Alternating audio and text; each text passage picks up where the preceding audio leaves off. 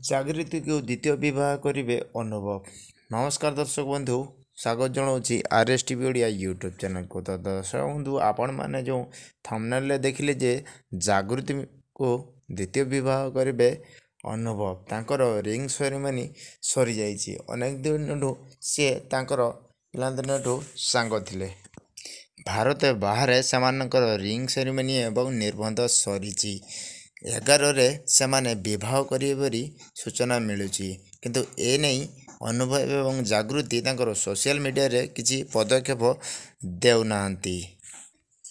ଆସନ୍ତୁ ବର୍ଷା ଅନୁଭବଙ୍କ ବିଷୟରେ କିଛି ଜାଣିବା। 2014ରେ ଅନୁଭବ ବର୍ଷାଙ୍କୁ ବିବାହ କରିଥିଲେ, କିନ୍ତୁ କିଛି ବର୍ଷ ପରେ ସେମାନଙ୍କର ବିବାହରେ ବିବାଦ ଘଟିଥିଲା।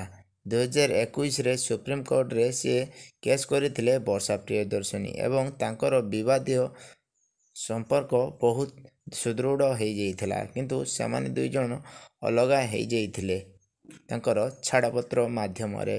ଏବେ କିନ୍ତୁ ଜାଗୃତିକୁ ରିଙ୍ଗ ସେରିମନି କରି ସେ ଭାରତ ବାହାରେ ବିବାହ କରିବାକୁ ଯାଉଛନ୍ତି ଅନୁଭବ ମହାନ୍ତି। ଦର୍ଶକ ବନ୍ଧୁ, ଏବେ ରହିଲା ଯେ କେବେ ଏବଂ କେଉଁଦିନ ସେମାନେ ବିବାହ କରିବେ। ତ ଆପଣମାନେ କେତେ ଏକ୍ସାଇଟେଡ଼୍ ଅଛନ୍ତି ଜାଗୃତି ଏବଂ ଅନୁଭବଙ୍କ ବିବାହକୁ ନେଇକି କମେଣ୍ଟ ମାଧ୍ୟମରେ ନିଶ୍ଚୟ ଜଣାଇବେ। ଧନ୍ୟବାଦ।